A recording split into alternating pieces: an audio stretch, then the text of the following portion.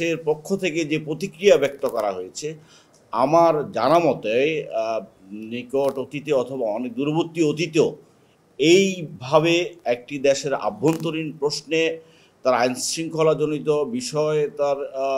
কোনো বিষয় এভাবে প্রতিক্রিয়া দেখাবার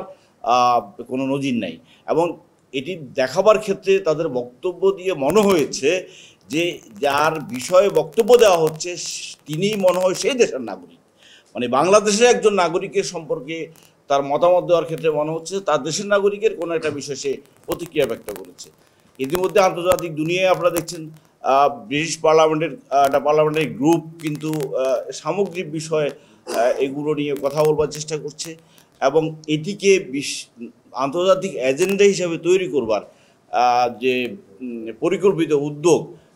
সেটি আমাদের নেতৃবৃন্দ বলেছেন এবং সেই বিষয়ে সতর্ক থাকার বিষয় আছে। আমরা জনগণকে অভিনন্দন জানাই, কৃতজ্ঞতা জানাই যে এই পরিকল্পিত ষড়যন্ত্রে জনগণ অংশ গ্রহণ করছে না এবং একটি সম্প্রীতির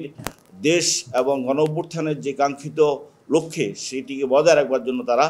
সচেষ্ট আছে সেই জায়গায়। আপনারা জানেন ফ্যাসিবাদ পতনের পরে একটা অবাধ গণতান্ত্রিক পরিবেশ যখন তৈরি হয়, সেই পরিবেশে বিভিন্ন অপশক্তি দেশের ভেতরে এবং বাইরে ষড়যন্ত্রকারীরা সম্মিলিতভাবে এই অস্থিরতা বা অপচেষ্টাগুলো তৈরি করে। একইভাবে আমরা জনগণের যে অভিপ্রায় তৈরি হয়েছে এবং যার মধ্য দিয়ে সংবিধান সংস্কার থেকে শুরু করে নির্বাচন কমিশন সংস্কার থেকে শুরু করে দুদক থেকে শুরু করে অনেকগুলো প্রতিষ্ঠানকে সংস্কার করবার জন্য যেই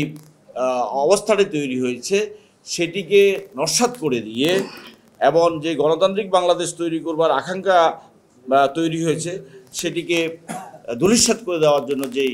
এই উদ্যোগগুলা কাজ করছে এবং সেটির বিরুদ্ধে আমাদেরকে দাঁড়াতে হবে এবং সেটিকে সেই লক্ষ্যে পৌঁছানোর জন্য আমাদের ঐক্যবদ্ধ থাকতে হবে। আমরা পরিষ্কারভাবে বলতে চাই, আমাদের ভূখণ্ড, আমাদের মাটি, আমাদের মানুষ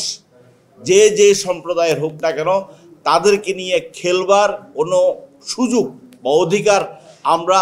ভেতরে এবং বাইরে কাউকে আমরা দিতে চাই না এবং সেই ক্ষেত্রে পুরো জাতি তার ঐক্যবদ্ধ অবস্থা তৈরি করবে এটা আমরা বিশ্বাস করতে চাই এবং আমরা সে আহ্বান জানাই।